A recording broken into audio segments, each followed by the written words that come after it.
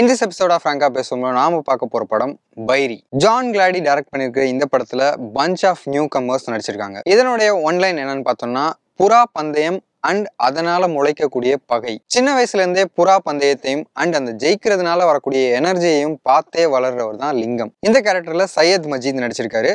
அவருக்கும் புறா பந்தயத்துல கலந்துக்கணும் அப்படின்னு ஆசை இருந்தாலும் தலைமுறையா புறா பந்தயத்தால அவங்க குடும்பமே அழிஞ்சு போச்சு அப்படின்னு நினைக்கக்கூடிய லிங்கத்தோட அம்மா அவனை தடுக்கிறாங்க. ஆனாலும் அம்மாவுக்கு தெரியாம புறா பந்தயத்துக்கு பேர் கொடுக்கறது, புறாவை ட்ரெயின் பண்றதுன்னு ரகசியமா அந்த வேலையெல்லாம் பார்த்துட்டு இருக்காரு லிங்கம். இந்த சம்பவங்களுக்கு இடையில லிங்கத்து மேல ஒருத்தனுக்கு இருக்கிற பகையும், லிங்கமே தேடி போய் ஒருத்தன்ட்ட சம்பாதிக்கிற பகையும், லிங்கத்தையும் லிங்கத்தை சார்ந்தவங்களையும் எப்படி பாதிக்குது அப்படிங்கிறது தான் பைரி படத்தோட மீதி கதை. இந்த படத்தோட ட்ரெய்லரை உங்கள சிலர் பார்த்துருக்கலாம். என்ன இது அமைச்சூரான மேக்கிங்கா இருக்கே அப்படின்னு கூட நினைச்சிருக்கலாம். எஸ், இந்த படத்தோட மேக்கிங் நல்லா இருந்திருக்கலாம், நடிகர்கள் இன்னும் பெட்டரா நடிச்சிருக்கலாம், ஒவ்வொரு சீனையும் கம்போஸ் பண்ண விதம் இன்னும் பெட்டரா இருந்திருக்கலாம். ஆனா இதெல்லாம் தாண்டி பைரி ஸ்டாண்ட் அவுட்டா நிக்கிறதுக்கு காரணம் அதோட ரானஸ். டைரக்டர் ஜான் கிளாடி புறா பந்தயத்தை பத்தின டீடைல்ஸையும் அதனால ஏற்படக்கூடிய பகைகளையும் ரொம்ப அழுத்தமா சொல்லியிருக்காரு. படத்தோட ஸ்டார்டிங்ல சுயம்பு இந்த கேரக்டர்ல வினு லாரன்ஸ் நடிச்சிருக்காரு. அவர் ஒரு பெரிய வாருக்கு ரெடி ஆகுற மாதிரி ஒருத்தனை கொலை பண்றதுக்கு தயாராவாரு. அந்த சீன்ல இருந்தே நம்மளால படத்தோட இன்வால்வ் ஆயிட முடியுது.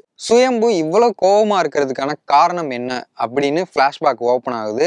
அங்க ஒரு வில்லுப்பாட்டை வச்சு அந்த பிளாஷ்பேக் நரேஷனை கொடுக்க ஆரம்பிக்கிறாங்க. ஸ்டார்டிங்ல இந்த வில்லுப்பாட்டு ஒரு மாதிரி ஆடா இருந்தாலும் போக போக அந்த நரேஷனுக்குள்ள ரொம்ப ஃபிட் ஆயிடுது. அண்ட் படத்துடைய மேஜர் பிளஸ் அப்படிங்கிறதே படத்துக்குள்ள இருக்கிற டென்ஷன் பில்டப் பண்றதும், அந்த ஒரு பெரிய கேயாஸை நோக்கி அந்த டென்ஷன் போகிறதும் தான். அந்த மாதிரி காட்சிகள் படத்துல பல இடங்கள்ல ரொம்ப ஸ்ட்ராங்கா இருக்கு. குறிப்பா ப்ரீ இன்டர்வல்ல வர்ற அந்த சீன், அதுக்கப்புறம் நடக்கக்கூடிய சண்டை, இன்டர்வல் வரக்கூடிய அந்த இடம், இது படத்தை ஒரு ஹைல தூக்கிட்டு போய் வச்சிருது. அதுக்கு பிரதானமா உதவுறது அருண்ராஜோட பேக்ரவுண்ட் ஸ்கோர். படத்துடைய குறைகள் அப்படின்னு பார்த்தோம்னா இது ஒரு ஃப்ரெஷ்ஷான களத்துல சொல்லக்கூடிய கதை தான்.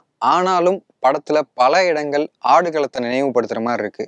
இது ஒரு மேஜரான குறை இல்லை அப்படின்னு வச்சுக்கிட்டாலும் முன்னாடி சொன்ன மாதிரியே நடிப்பு, மேக்கிங் அண்ட் ஒரு சீனை கம்போஸ் பண்ற விதம்னு பல விஷயங்கள் பெட்டரா இருந்திருக்கணும். இது கூடவே இன்னும் 2 விஷயங்களையும் இந்த நெகட்டிவ்ஸ்ல ஆட் பண்ணிக்கிறேன். படம் முழுசா புறா பந்தயம் அப்படிங்கிற கேமை பத்தியும் அண்ட் அங்க இருக்கிற கேங்ஸை பத்தியும் நிறைய டீட்டெயில்ஸை கொடுத்துக்கிட்டே இருக்கு. அது ரொம்ப அதிகப்படியாகவும் ரொம்ப வேகமாகவும் சொல்லக்கூடியதா இருக்கு. இதை ஒரு சரியான ஸ்கிரீன் பிளே ஸ்ட்ரக்சருக்குள்ள கொண்டு வந்து சொல்லியிருந்தா இன்னும் பெட்டரா, இன்னும் எஃபெக்டிவா இருந்திருக்கும். அது சரியா இல்லை அப்படிங்கிறதுனால படத்துல 2 விஷயங்கள் கனெக்ட் ஆகாம போயிடுச்சு. பாசம் அப்படிங்கிற எமோஷன், ஹீரோவுக்கும் ஃபேமிலிக்குமான பாசம், ஹீரோவுக்கும் அவருடைய ஃப்ரெண்ட்ஸுங்களுக்கும் இடையில இருக்கக்கூடிய பாசம், அண்ட் ஹீரோவோட லவ், ஆல்சோ ஹீரோ ஐடலா பார்க்கக்கூடிய ஒரு நபர் மேல அவர் வச்சிருக்கக்கூடிய மதிப்பு, இப்படின்னு பாசிட்டிவான எமோஷன் எதுவுமே ஆடியன்ஸுக்கு கனெக்ட் ஆக மாட்டேங்குது. எப்படி பாசம் கனெக்ட் ஆகலையோ அதே போல பகையும் ஆடியன்ஸுக்கு கனெக்ட் ஆகல. எதுக்காக ஹீரோவுக்கும் அண்ட் படத்துல வரக்கூடிய ஒரு நெகட்டிவ் கேரக்டருக்கும் இடையில பகை இருக்கு அப்படிங்கிறது தெளிவாகவே எக்ஸ்ப்ளோர் பண்ணப்படல. மேபி இதோட பார்ட் 2ல அதுக்கான எக்ஸ்பிளனேஷன் இருக்குமோ என்னமோ.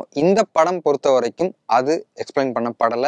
அது ஒரு லூப் ஹோலாவே இருக்கு. இந்த படத்தோட தலைப்பு பைரி அப்படிங்கிறது மென்ஷன் பண்றது எதனா, புறாக்கள் பறக்கும்போது அதை வேட்டையாடக்கூடிய பறவை தான் பைரி. பட் இந்த டைட்டில் அதை ஜஸ்டிஃபை பண்றதுக்காக மட்டும்னு எனக்கு தோணல.